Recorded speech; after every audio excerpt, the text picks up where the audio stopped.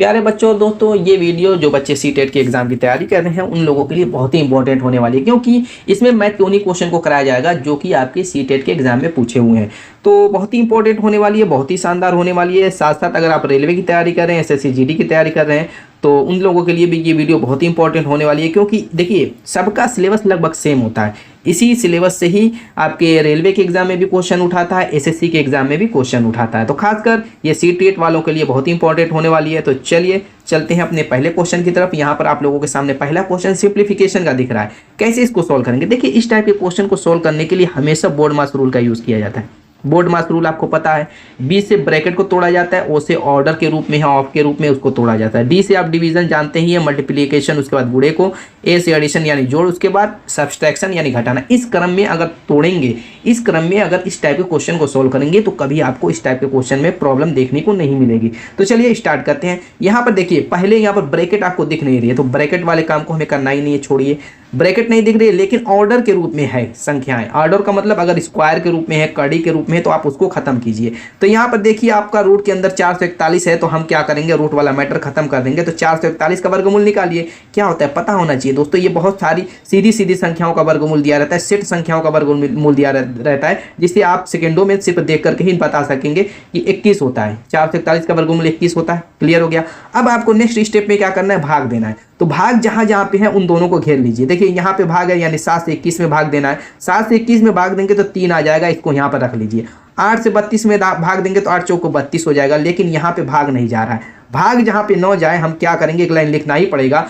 वैसे तो आप एक ही लाइन में इसको सोल्व कर सकते हैं, लिखने की जरूरत नहीं, लेकिन समझ में नहीं आ जाएगा, कंफ्यूजन हो जाएगा, तो एक लाइन लिखना पड़ेगा। यहाँ पर क्या करेंगे, हम 52 लिख लेंगे, गुणा बनाएंगे। जहाँ पे भाग ना आए उस भाग को बट्टे के रूप में लिख दीजिए, यानी 3/4 प्लस यहाँ पर रहने दीजिए। यहाँ पर हमने 7 से 21 में भाग दिया तो 3 आया, तो 3 यहाँ पर लिख लेंगे, गुणे 3 + 5 बाकी का ऐसे उतार लेंगे। यहाँ पर भी माइनस है, उसके बाद 8 से 32 में भाग देने पर 4 आ चुका है, उसको भी लिख लेंगे 12। अब गुणा वाला काम करेंगे, और बटे में जो है अगर कट पिट रहा है तो उसको हम काट लेंगे। जैसे यहाँ पर काटेंगे तो 4 करने 4, 4 3 12 हो जाएगा, और फिर गुणा कर लेंगे, 13 3 39 हो जाएगा, प्लस। ठीक है, यहाँ पर भी गुणा कर लेंगे, आपका 3 3 9 हो जाएगा, प्लस 5 बनाएंगे, माइनस। यहाँ पर भी हम क्या करेंगे, 12 चौको 48 कर लेंगे। अब हमें क्या करना है, जोड़ना है, तो जोड़ने वाला काम करेंगे, उसके बाद घटाने वाला काम कर देंगे, आपका आंसर आ जाएगा। कोई दिक्कत हुई यहाँ पर? तो यहाँ से 39 में अगर 9 जोड़ते हैं तो 48 हो जाएगा। 48 से ये पूरा प्लस माइनस कट करके सिर्फ 5 ही बच जाएगा। ये आपका आंसर होगा, जो कि ऑप्शन 2 में दिख रहा है। क्लियर हो गई बात? अगला देखते हैं क्वेश्चन। अगला क्वेश्चन एज प्रॉब्लम से रिलेटेड क्वेश्चन है दोस्तों। देखिए क्या कह रहा है, कह रहा है कि अरुण वरुण से 3 वर्ष बड़ा है। देखिए, इसमें आपको इंग्लिश और हिंदी दोनों में क्वेश्चन देखने को मिलेंगे, जो इंग्लिश वाले बच्चे हैं, ताकि उनको भी समझ में आ जाए। क्या कह रहा है, अरुण वरुण से 3 वर्ष बड़ा है। क्या कह रहा है, अरुण वरुण से 3 वर्ष बड़ा है। आगे कह रहा है 8 वर्ष पहले अरुण की आयु का 5/6वां भाग वरुण की आयु के 3/5वां से 6 वर्ष अधिक था। कह रहे यदि वरुण की आयु x वर्ष है, वर्तमान आयु कह रहा है वरुण की, यानी कह रहा है कि वरुण v की वर्तमान आयु अगर x वर्ष है, तब x का मान निम्न समीकरण को हल करने से प्राप्त हो सकता है। तो 4 ऑप्शन दिए हैं, उसमें से हमें ये देखना है कि x का मान किस समीकरण को हल करने से प्राप्त होगा। तो ये कैसे पता चलेगा, उसके लिए हम इस क्वेश्चन के अनुसार समीकरण बनाएंगे। कैसे? जैसे इस प्रॉब्लम का बनाते हैं। कह रहा है कि v की यानी वरुण की जो वर्तमान आयु है वो x वर्ष है। तो अब बताइए, अरुण यानी a की वर्तमान आयु क्या हो जाएगी, जबकि कह रहा है कि अरुण क्या है, वरुण से 3 वर्ष बड़ा है, यानी कि अरुण की वर्तमान आयु x + 3 हो जाएगी। क्योंकि कह रहा क्वेश्चन में पहला ही सेंटेंस है कि अरुण वरुण से 3 वर्ष बड़ा है। आगे का जो कह रहा था, क्या कह रहा था, 8 वर्ष पहले। 8 वर्ष पहले ये मुझको बताइए वरुण की आयु क्या हो जाएगी। आप कहेंगे कि 8 वर्ष पहले x - 8 वर्ष होगी वरुण की आयु, और अरुण की आयु 8 वर्ष पहले क्या हो जाएगी, आप कहेंगे कि x + 3 - 8 हो जाएगी, यानी कि x - 5 हो जाएगी। अरुण वरुण की आयु 8 वर्ष पहले अभी निकल चुकी। कह रहा है कि 8 वर्ष पहले अरुण की आयु यानी कि x - 5 की बात कर रहा है। कह रहा है कि इसका 5/6वां, इसका अरुण की आयु का 5/6वां कितना, 8 वर्ष पहले। क्या कह रहा है, वरुण की आयु के यानी कि x - 8 के 3/5वें भाग के 6 वर्ष अधिक है, यानी इससे भी 6 वर्ष अधिक है। ये जो है इस तरीके से बैलेंस समीकरण होगा। क्लियर है? यहाँ पर कोई दिक्कत हुई? समीकरण के अनुसार हमने क्या किया, दोनों की एज को इस तरीके से बैलेंस कर दिया। क्या कह रहा है, एक बार और पढ़ लेते हैं। कह रहा है कि 8 वर्ष पहले जो अरुण की आयु थी, 8 वर्ष पहले जो अरुण की आयु का 5/6वां भाग, इस तरीके से हमने बनाया। अरुण की आयु 8 वर्ष पहले x-5 थी, उसका 5/6वां भाग कह रहा है कि वरुण की 8 वर्ष पहले की जो आयु था उसके 3/5वें भाग से 6 वर्ष अधिक है। तो इस तरीके का आपका समीकरण बन गया, काम खत्म हो गया। अब कह रहा है कि अब बताइए कि जो है नीचे अगर x वर्तमान आयु x है वरुण की, तो x का मान निम्न में से किस समीकरण को सोल्व करने से प्राप्त हो जाएगा। बस हो गया आपका। यहाँ पे आप इक्वल वाला लगाइए और इसको 3/5 वाले को इधर लेके चले आए, तो क्या आपका समीकरण बन जाएगा 5/6 x-5 minus 3/5 x-8 equals to 6। अब इसी को देख लीजिए किस ऑप्शन में दिया हुआ है, वही आपका हो जाएगा option 1 is the right answer. कुछ रहता नहीं है, इस प्रॉब्लम भी बहुत आसान क्वेश्चन होता है दोस्तों। नेक्स्ट क्वेश्चन देखते हैं। हमारा अगला क्वेश्चन क्या कह रहा है, पाई चार्ट से रिलेटेड क्वेश्चन है। इसमें भी कुछ नहीं करना है, थोड़ा सा क्वेश्चन को पढ़िए उसको समझिए। क्वेश्चन तो आप सेकंडों में सॉल्व कर लेंगे। क्या कह रहा है कि एक पाई चार्ट में किसी विद्यार्थी द्वारा गणित, विज्ञान, सामाजिक विज्ञान, हिंदी, अंग्रेजी में प्राप्त अंकों को क्रमशः 90 डिग्री, 80 डिग्री, 65, 75 और 50 डिग्री के केंद्रीय कोणों वाले त्रिज्या खंडों द्वारा निरूपित किया गया। मतलब इस तरीके से पाई चार्ट बनाते हैं, इस तरीके से मान लीजिए है। तो कह रहा है कि अंग्रेजी है, सब्जेक्ट दिया हुआ है गणित, विज्ञान, सामाजिक ज्ञान, हिंदी, अंग्रेजी, ठीक है। तो उनके जो है कोणों द्वारा दर्शाया गया। फॉर एग्जांपल एक को 65 डिग्री, एक को 90 डिग्री शुरू करते हैं। मान लीजिए ये 90 डिग्री अप्रॉक्स ऐसे होगा, थोड़ा सा और ज़्यादा होगा 90 डिग्री वाला। ऐसा लगेगा कि 90 डिग्री यहाँ पे ये बन रहा। 90 डिग्री वाला किसको कह रहा है, 90 डिग्री वाला मैथ गणित को कह रहा है। इस तरीके से 90 डिग्री बना हुआ है, इस तरीके से पाई चार्ट इसको दर्शा रहा है 90 डिग्री। एक को थोड़ा सा उससे कम है, 80 डिग्री है। फिर उसके उस तरीके से इसी तरीके से सबको, हमें ये पाई चार्ट बनाना नहीं, मैं समझाने की कोशिश कर रहा हूँ आप लोगों को। इस तरीके से पाई चार्ट में डिवाइड है।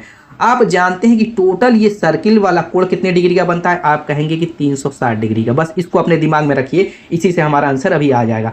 क्या रहा है कि गणित, विज्ञान, सामाजिक ज्ञान, हिंदी, अंग्रेजी में प्राप्त अंकों को क्रमशः 90, 80, 65, 75 और 50 के केंद्रीय कोणों वाले त्रिज्या खंडों द्वारा निरूपित किया गया। इस तरीके से त्रिज्या खंड आपके हैं, जो आपके ये सर्किल में मैं दिखा रहा हूँ, इस तरीके से निरूपित किया गया। कह रहे यदि उस विद्यार्थी द्वारा प्राप्त कुल अंक 540 है, विद्यार्थी जो है टोटल अंक 540 प्राप्त किया है। कितना, 540 अंक इसने टोटल प्राप्त किया है।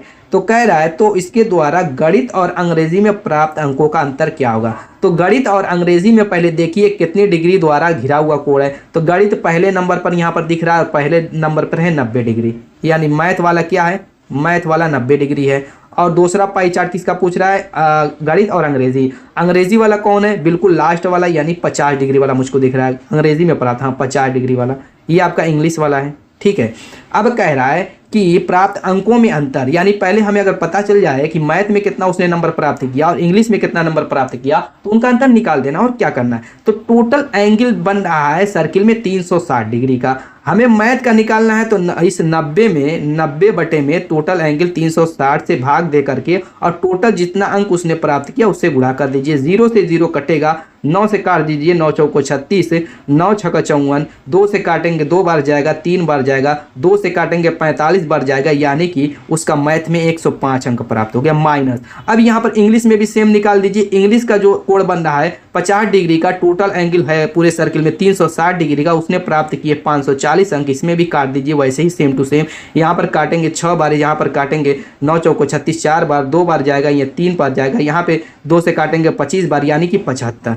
कितना आ गया, 75। इंग्लिश में उसने 75 नंबर प्राप्त किए, मैथ में 105, बस उसी का अंतर पूछ रहा था। तो 25 और 5 30 हो जाएगा। ये दोस्तों आपका आंसर हो चुका, option 4 is the right answer. समझाने में बस जितनी टाइम लग जाए, वरना क्वेश्चन को सॉल्व करने में दोस्तों मात्र 10 सेकंड लगेगा, उससे ज़्यादा नहीं लगेगा। नेक्स्ट क्वेश्चन, अगले क्वेश्चन को कैसे सोल्व करेंगे। क्या कह रहा है कि एक तिर्यक रेखा दो समांतर रेखाओं को प्रतिच्छेदित कर रही है। दो समांतर रेखा इस तरीके से, एक तिर्यक रेखा इस तरीके से काट रही है। कह रहा था इस प्रकार तिर्यक रेखा के एक ओर बने दो अंतःकोण, एक ओर बने दो अंतःकोण का मतलब ये इस तरीके से दो अंतःकोणों की बात कर रहा है, ये या ये वाला, ये दोनों अंतःकोणों की बात कर रहा है। कह रहा है कि अंतःकोण 2x + 15 डिग्री और 3x - 20 डिग्री है, यानी कि एक कोण ये आपका क्या है 2x + 15 डिग्री है और दूसरा कोण यहाँ पर नीचे वाला क्या है 3x - 20 डिग्री है। तो कह रहा है तब 4x + 6 डिग्री का मान होगा। किसका मान पूछ रहा है, 4x + 6 डिग्री का मान पूछ रहा है। क्या होगा, जब तक x का मान नहीं निकलेगा तब तक आप मान निकाल ही नहीं पाएंगे।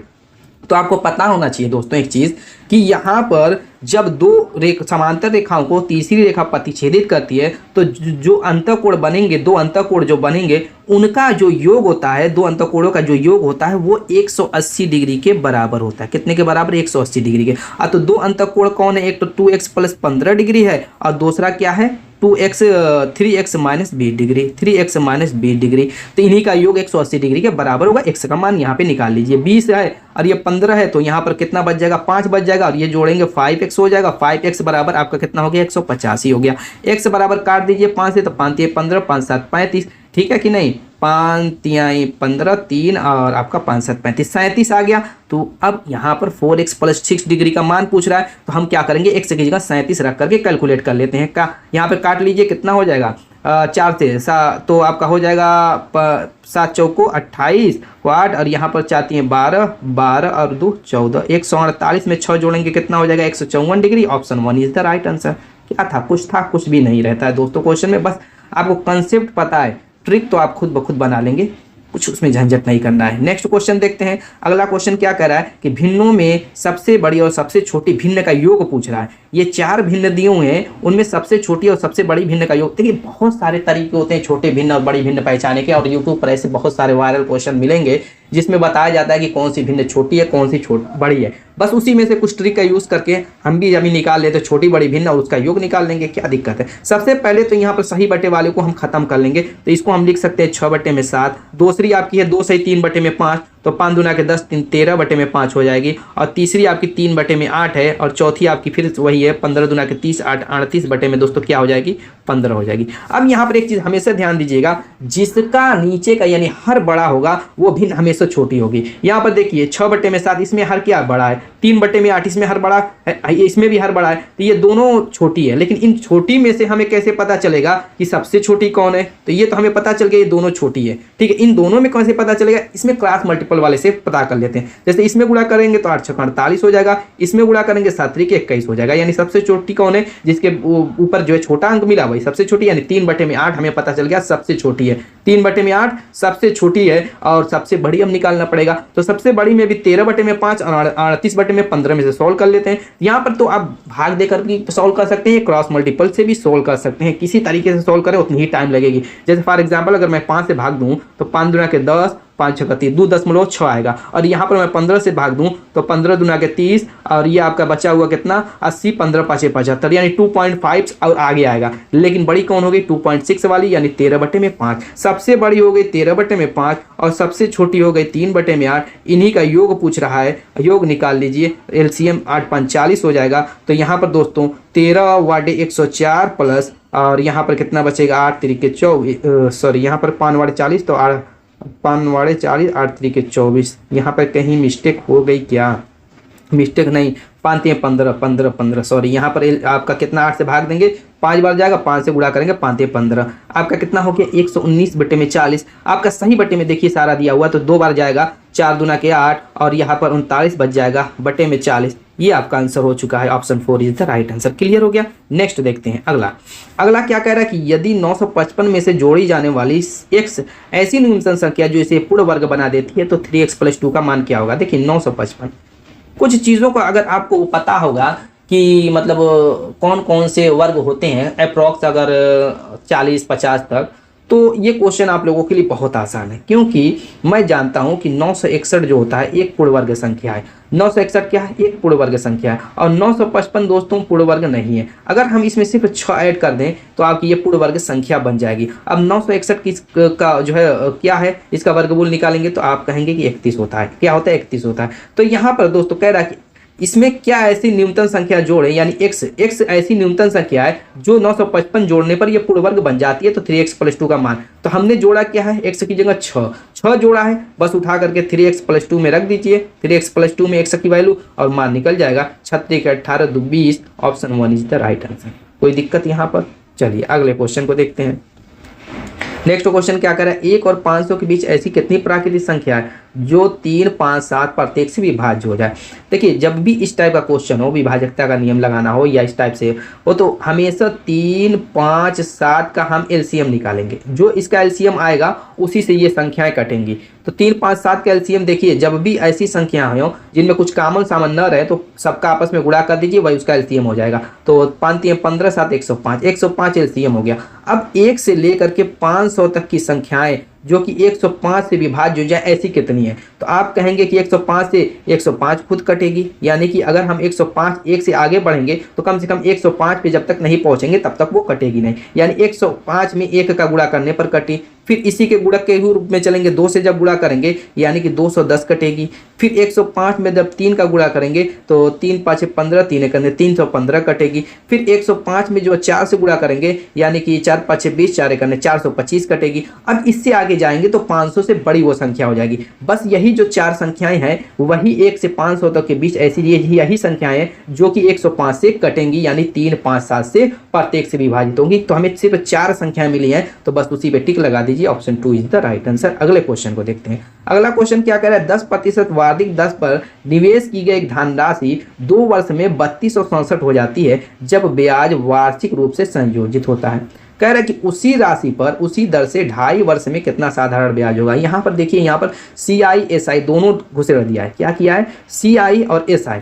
तो यहाँ पर देखिए, या तो आप जो है इसको सिंपल तरीके से भी सॉल्व कर सकते हैं सूत्र से, या ट्रिकली सॉल्व कर सकते हैं। दोनों में मैंने चेक किया, टाइम उतनी ही लगेगी क्योंकि स्क्वायर के फॉर्म में वर्ष 2 दिया हुआ। 3 वर्ष दिया होता तो कुछ और सोचते, और कैलकुलेशन भी आसान है, तो यहाँ पर सूत्र का भी यूज करके इसको सॉल्व कर सकते हैं। सबसे पहले हमें निकालना पड़ेगा प्रिंसिपल। जब तक प्रिंसिपल नहीं निकलेगा, कह रहा उसी राशि पर उसी दर से 2.5 वर्ष का कितना साधारण ब्याज होगा। जब तक हमें पी का धन, मूल धन का पता ही नहीं चलेगा तो साधारण ब्याज निकालेंगे कैसे? और मूल धन कैसे निकालेंगे? इस पहले वाले सेंटेंस से, जिसमें हमें CI यानी कंपाउंड इंटरेस्ट द्वारा निकालना है। क्या कह रहा है कि 10%, यानी कि रेट क्या कह रहा है कि 10% है। ब्याज वार्षिक रूप से है तो इसको कुछ कन्वर्ट करना ही नहीं पड़ेगा। टाइम आपकी क्या है? 2 वर्ष दी हुई है। और यहाँ पर क्या कह रहा है? 3267 हो जाता है, यानी कि अमाउंट जो दिया हुआ है वो क्या दिया हुआ? 3267 रुपया दिया हुआ है। बस आप अमाउंट वाला सूत्र लगा दीजिए, यानी कि A बराबर, यानी 3267 बराबर मूलधन यानी P 1 + R क्या है? 10 है, बटे में 100 टू दी पावर n यानी 2। यहाँ पर देखिए 1 बटे में हो जाएगा कट के 10, यानी 10 दूना 10 1 10, 11 बटे में 10। 11 बटे में 10 को अगर हम स्क्वायर करते हैं तो 11 का स्क्वायर आप जानते हैं 121 होता है, 10 का स्क्वायर आप जानते हैं कि 100 होता है। अब यहाँ पर 121 से 3267 पूरा का पूरा कट जाएगा, काट लीजिए। 121 से काटेंगे 2 बार और 7 बार, 27 बार ये पूरा कट जाएगा, काट करके आप देख लीजिएगा। और ये 100 जाएगा इस गुणे में चला जाएगा, यानी प्रिंसिपल हमारा निकल जाएगा कितना? 2700। क्लियर हो गया? अब कह रहा है कि इसी धन पर, ये जो 2700 आया है, कह रहा है इसी धन पर 2.5 वर्ष में उसी दर पर भी, रेट भी वही कह रहा है लेकिन टाइम क्या कर दिया है? 2.5 वर्ष कर दिया। साधारण ब्याज क्या होगा? सिंपल इंटरेस्ट क्या हो जाएगा? सिंपल इंटरेस्ट PRT बटे में 100 होता है। आप जानते हैं P आपका पता है 2700 हो गया, R आप जानते हैं ये 10 ही है, और 2.5 को हम 2 दूना के 4 5 बटे में 2 करेंगे तो 2 नीचे आ जाएगा और गुणे में 100 कर देंगे। क्लियर? 2 0 से 2 0 काट देंगे और 2 से ये 5 बार जाएगा। अब इसका गुणा कर लीजिए, आपका कितनी बार हो जाएगा? चलिए फटाफट कर लेते हैं। तो 50 25 हो जाएगा, और 25 साथे दोस्तों आप जानते हैं कितना होता है? 175। 175 का मतलब 5 बचा 17, 25 दूना 50, 50 10 60 और 67 हो जाएगा। ये आपका answer 675, option 3 is the right answer. Next अगला क्वेश्चन क्या कह रहा है देखते हैं। कह रहा है किसी त्रिभुज ABC की भुजा AB पर स्थित D एक बिंदु इस प्रकार है कि CD कोण ACB का समद्विभाजक है। क्या कह रहा है कि त्रिभुज ABC है। देखिए इस तरीके से कोई त्रिभुज है, कौन सा? A B और C है, ठीक है। इस तरीके से त्रिभुज कह रहा है कि भुजा AB पर एक बिंदु D है। कह रहा है कि इस प्रकार है कि CD, यानी कि ये आपका CD बन गया। CD कोण ACB का, कोण ACB कौन है? ये है, इसका समद्विभाजक है, यानी इसके 2 भागों में बराबर बराबर बांट दे रहा है। कहने का मतलब यहाँ से ACD बराबर, कोण ACD बराबर आपका क्या हो जाएगा? कोण BCD के। इसके कहने का मतलब यही है। तो अब पूछ क्या कह रहा है? यदि कोण A ये कह रहा है कि यदि 50 डिग्री है, कोण B यानी ये कह रहा है कि अगर 70 डिग्री है, तो कह रहा है कि कोड ADC की वैल्यू क्या हो जाएगी, ADC का मतलब इस कोड की वैल्यू पूछ रहा है क्या हो जाएगी। अगर ये कोड हमें पता चल जाए ये वाला, तो मामला भी सेट हो जाएगा। तो वो कोड कैसे पता होगा, वो कोड निकालने के लिए हम क्या करते हैं, इस पूरे कोड को निकाल लेते हैं। अब ये पूरा कोड कैसे निकलेगा, ये भी तो मामला है। इस पूरे कोड को निकालेंगे, आप जानते हैं कि त्रिभुज में 180 डिग्री का कोड बनता है, त्रिभुज ABC से निकाल लेते हैं। यहाँ पर 7 5 12 120 डिग्री हो जाएगा, तो 180 में से 120 डिग्री घटाएंगे तो ये पूरा 60 डिग्री हो गया। जब ये पूरा 60 डिग्री हो गया तो ये समद्विभाजक है, तो ये 30 डिग्री हो जाएगा और इधर वाला 30 डिग्री हो जाएगा। 30 निकल गया। अब इस कोड को आसानी से आप इसी फिगर से निकाल देंगे, कैलकुलेटर यहाँ पर कलम भी चलाने की जरूरत नहीं पड़ेगी। यहाँ से 30 हो गया और ये 50 30 80 हो गया, तो 80 हो गया, पूरा 180 डिग्री का कोड बनता है। तो यहाँ पर दोस्तों 180 में से घटाएंगे, ये 100 डिग्री बचेगा। Option 4 is the right answer. खत्म हो गया। नेक्स्ट अगला क्वेश्चन, यहाँ पर क्या कह रहा है, किसी कक्षा के कुछ विद्यार्थियों द्वारा प्राप्त अंक 36 37 31 42 ये है। इन आंकड़ों के माध्य और परिसर का अंतर क्या होगा। माध्य जानते हैं कि नहीं जानते हैं, पदों का योग बटे में पदों की संख्या, ये होता है माध्य। और परिसर क्या होता है वो जानेंगे करते करते क्वेश्चन को। पहले इसका माध्य निकालते हैं। माध्य निकालने के लिए क्या करेंगे, इन सभी आंकड़ों को जोड़ लेंगे। जोड़ लीजिए, 9 5 14 14 5 19 19 19 5 24 24 वाट 32 7 39 वाट 47 50 50 53 60 66 66 को 6 बटा 6 6 3 9 9 11 11 2 13 13 3 16 17 18 3 21 2 23 23 और 4 दोस्तों कितना हो जाएगा आपका 27 30 30 36 366 बटे में ये आपका क्या निकल रहा है, माध्य मीन निकल रहा है। 366 पदों का योग बटे में पदों की संख्या। पदों को जोड़ लीजिए, 1 2 3 4 5 6 7 8 9 10 11 12 12 आ गया। भाग दे दीजिए, कितनी बार जाएगा, आप कहेंगे कि 12 3 36 आपका नहीं गया, चलिए कोई बात नहीं, 0 बढ़ा गया ये, और 0.12 5 60 यानी 30.5। कितना माध्य आ गया, 30.5। अब परिसर यानी रेंज निकालेंगे।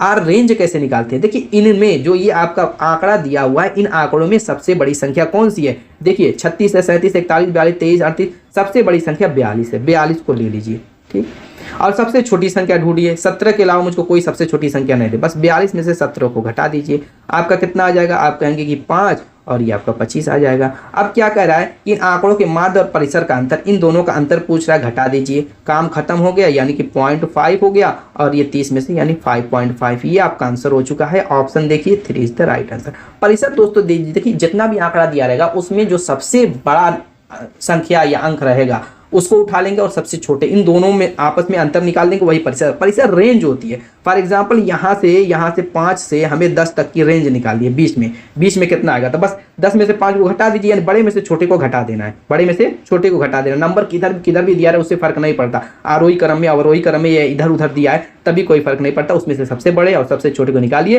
रेंज निकालनी है, यानी कि जितने उसमें वो है रेंज, आप समझ रहे हैं कि नहीं, कोई चीज़ है जैसे ये आयत ही है, कितने रेंज में है उसकी रेंज निकालनी है, तो वो उसके क्या होता है, जो सबसे लार्ज रहेगा और सबसे स्मॉल रहेगा, उन दोनों का अंतर निकाल दीजिए, आपकी रेंज निकल जाएगी। बस यही होता है, सिंपल सा परिसर का फार्मूला भी होता है, और ये बहुत आसान, सबसे आसान परिसर ही होता है जितने भी आपकी सांख्यिकी में पढ़ते हैं। क्लियर होगी बात, समझ में आ गई, कोई दिक्कत, चलिए आगे बढ़ते हैं।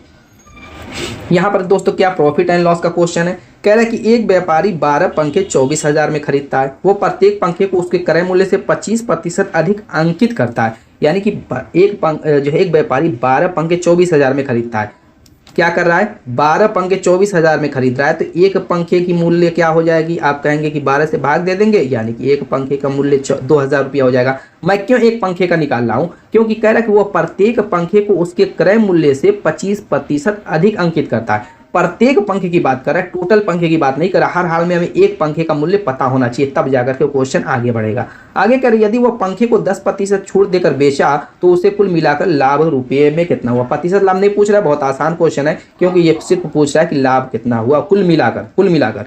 तो यहाँ पर हमें क्या करना है, वो कह रहा है कि इस पर 2,000 रुपये का तो एक मिला है उसको व्यापारी को, लेकिन ये जो अंकित कर रहा है बाद में वो दुकानदार, आप जानते हैं कि अपना स्टिकर लगा करके उस अपना MRP भरते हैं, तो वो जो MRP अंकित कर रहा है, कह रहा है कि इस पे 25% अधिक लाभ पर अंकित कर रहा है। कितने पर, 25%। तो इसका 25% निकाल दीजिए। 25% निकालने के लिए 100 में 25 जोड़िए और बटे में 100 कर दीजिए, आपका 25% हो जाएगा कितने का, 2,000 का। 2 से काट दीजिए, कितनी बार आपका जाएगा, 125 दूना के 250 यानी 2500, यानी कि 2,000 रुपये की जो वस्तु वो खरीदा है उस पर उसने 2500 रुपया MRP लिख दिया। कितना लिख दिया? 2500 रुपया MRP लिख दिया। अब वो सेल कर रहा है, कह रहा है 10% की छूट दे रहा है। किस पे? इस MRP पे। MRP पे 10% की छूट। 2500 का 10% कितना होगा? 250 होगा। यानी कि वो 250 की छूट दे करके, यानी कि वो सामान कितने का बेच रहा है? आप कहेंगे कि 2250 रुपये का। वो सेलिंग प्राइस उसकी निकल गई 2250 रुपया। कितनी सेलिंग प्राइस निकल गई? 2250 रुपया। और उसने खरीदा कितने का था? 2000 रुपये का। लेकिन कुल मिला करके उसका लाभ कितना हुआ, ये पूछ रहा है। तो आप यहाँ से काम कीजिए ना, यहाँ से देखिए उसका फायदा एक पर कितने का हुआ। आप कहेंगे कि 2000 का खरीदा, अब 2250 का बेच दिया, एक पर 250 रुपये का लाभ हुआ। और टोटल 12 पंखे हैं तो 12 से इसमें गुणा कर दीजिए, टोटल उसका लाभ निकल जाएगा 0। 12 5 60 को 0, 12 दूना के 24, 24 6 दोस्तों हो जाएगा 30। यानी कि उसको लाभ टोटल हो रहा है 3000 रुपये का। Option 2 is the right answer. Next question देखते हैं। हमारा अगला क्वेश्चन अलजेब्रा का है। अलजेब्रा के इस क्वेश्चन को करने से पहले आपको पता होना चाहिए वर्गांतर का नियम। ए स्क्वायर माइनस बी स्क्वायर बराबर क्या होता है? आप जानते हैं कि ए प्लस बी एक कोष्टक में, ए माइनस बी दूसरे कोष्टक में। फटाफट इसी से सॉल्व कर लेते हैं। कह रहे इस किसके बराबर होगा? ये किसके बराबर होगा? तो इस पूरे को ये जितना बड़ा कोष्टक है ए मान लेते हैं, इसको बी मान लेते हैं। बस उसी सूत्र से इसको हम निपटा देते हैं। तो पहले कोष्टक में इन दोनों का योग निकालेंगे तो ए, ये देखिए सी से सी क्या हो जाएगा? खत्म हो जाएगा। यानी कि 2a माइनस 2b हो जाएगा एक कोष्टक में। और दूसरे कोष्टक में अंतर निकालेंगे तो ये प्लस हो जाएगा, ये प्लस हो जाएगा। और यहाँ पर क्या कट जाएगा? a से a कट जाएगा और b से b कट जाएगा, बचेगा 2c। अब बट्टे में आपका क्या है? b माइनस a है। अब यहाँ पर -2 अगर कामन ले लें, चूंकि हमें बटे वाला मैटर खत्म करना है, तो -2 अगर हम कामन ले लें तो ये आपका कोष्टक में b माइनस a हो जाएगा, गुणे 2c हो जाएगा, बटे में b माइनस a से b माइनस a खत्म हो जाएगा, -4c। ये आपका आंसर हो गया। Option 3 is the right answer. अगले क्वेश्चन की तरफ बढ़ते हैं। अगला क्वेश्चन क्या कह रहा है कि किसी समकोण त्रिभुज का क्षेत्रफल 240 सेंटीमीटर है। किसी समकोण त्रिभुज, ये आपका समकोण त्रिभुज है, इसका क्षेत्रफल कह रहा है 240 सेंटीमीटर है। और किसी भी समकोण त्रिभुज का क्षेत्रफल का सूत्र क्या होता है? 1/2 गुणे आधार गुणे लंब। आप जानते हैं, पता है कि नहीं? यही बराबर दिया हुआ 240 सेंटीमीटर स्क्वायर के। कर यदि कर्ण के अतिरिक्त उसकी एक भुजा 30 सेंटीमीटर है। मान लेते हैं कि जो उसकी एक भुजा है ये लंब है, 30 सेंटीमीटर दिया हुआ है। कर्ण हमें पता नहीं और आधार भी हमें पता नहीं। जब तक कर्ण आधार पता नहीं होगा तो कह रहे तो त्रिभुज का परिमाप क्या होगा? जब तक कर्ण आधार पता नहीं चलेगा हम त्रिभुज का परिमाप निकाल ही नहीं पाएंगे। तो चलिए फटाफट कर लेते हैं। अब यहाँ पर देखिए, आधार हमें पता करना है, लंब पता है, तो लंब की जगह हम 30 रख देते हैं। 30 रखेंगे, 2 से काटेंगे, 15 बार कटेगा, फिर 15 से इसमें हम भाग दे देंगे, 15 बटे में चला जाएगा। आधार हमारा निकल जाएगा, काट दीजिए तो 15 एकन्ने 15 एक ही बार जा रहा है ना, 15 एकन्ने 15 और 15 9 15 छक्का 90, 15 एकन्ने 15 15 छक्का 90, 16 आ गया। आधार हमारा 16 आ गया। कर्ण कैसे निकलेगा? पाइथागोरस प्रमेय से निकलेगा। 3 का स्क्वायर करेंगे 900 हो जाएगा और 16 का स्क्वायर करेंगे 256 हो जाएगा। यानी कि 9 2 1156 हो गया। अब 1156 का वर्गमूल निकाल लीजिए। ये पाइथागोरस प्रमेय पता है कि नहीं? पाइथागोरस प्रमेय पता है कि नहीं? कर्ण का वर्ग बराबर आधार का वर्ग। आप कहेंगे कि तेज पढ़ाने के चक्कर में कुछ बता ही नहीं रहे। आधार का वर्ग प्लस लंब का वर्ग, ठीक है। अब कर्ण बराबर क्या हो जाएगा? कर्ण बराबर अंडर रूट ये आधार और लंब चला जाएगा। आधार का वर्ग प्लस लंब का वर्ग, बस उसी सूत्र से मैं ये निकाल रहा हूँ। मैंने डायरेक्ट यहाँ पर दिखा दिया। कर्ण बराबर क्या हो जाएगा? 900 कर्ण का वर्ग बराबर क्या हो जाएगा? 900 प्लस 256, क्योंकि हमें पता है लंब 30 है, 30 का वर्ग करेंगे 900 हो जाएगा और 16 का वर्ग करेंगे 256 हो जाएगा। और कर्ण बराबर क्या हो जाएगा? जब स्क्वायर हटाएंगे तो कर्ण में चला जाएगा। अब इसका वर्गमूल निकालने की बहुत सारी ट्रिकें हैं, उस ट्रिक से भी निकाल सकते हैं। बाकी आप जो है यहाँ से निकाल लीजिए। देखिए 30 है और 16 है, यानी कि हमें ऐसी संख्या 30 से ऊपर की चुननी है जिसके यूनिट डिजिट का स्क्वायर करने पर 6 आ जाए। तो आप सोचेंगे कि सिर्फ 6 ही है या 4 है, यानी कि अगर 4 का वर्ग करेंगे तो भी आएगा। तो 34 देखिए, 34 ये ऐसी संख्या बन रही है मेरे सामने जो कि आपका इसका वर्गमूल निकालने पर होगी। अगर कोई डाउट है 34 का, यहाँ पर आप वर्ग भी करके देख सकते हैं। 34 वर्ग करने की ट्रिक पता है कि नहीं? ऐसे करते हैं, 2 पार्ट में डिवाइड कर दीजिए। 4 का वर्ग करेंगे 4 चौको 16, 3 का वर्ग करेंगे 3 3 9, फिर 4 12 दूना के 24, एक अंक छोड़ करके लिख लेंगे 6 5 1156। बिल्कुल सही है, 34 ही होगा।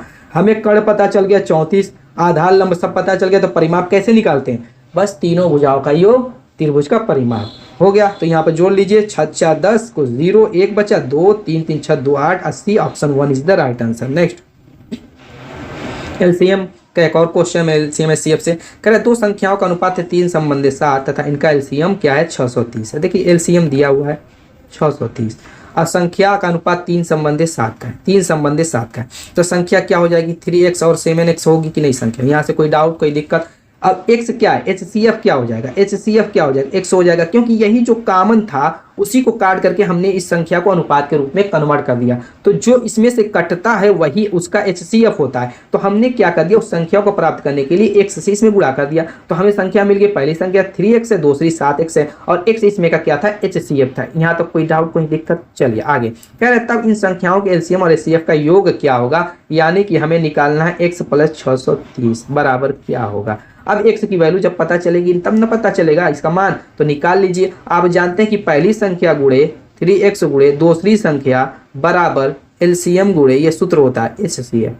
ये सूत्र पता है कि नहीं पता है। अब यहाँ पर 7 की 21 x स्क्वायर हो जाएगा, एलसीएम क्या आपका 630 है और HCF आपका x है। x से x खत्म हो जाएगा एक तो, सिर्फ इधर एक x बचेगा, यानी x बराबर 21 से काटेंगे 3 यानी 30 बार हो जाएगा, यानी कि x की वैल्यू 30 आ गई। 30 इस 630 में जोड़ेंगे तो 660, ये आपका आंसर हो जाएगा। Option 4 is the right answer. तो दोस्तों उम्मीद है कि वीडियो पसंद आ गई। मिलेंगे इसे शानदार धमाकेदार टिप के साथ। अगर आप कमेंट करते हैं अगर सीटेट की तैयारी करें तो दोस्तों नेक्स्ट वीडियो में सीटेट की और भी बहुत सारे अच्छे अच्छे क्वेश्चन लेकर के आऊँगा। तो मिलेंगे उसकी वीडियो में, तब तक के लिए बाय बाय।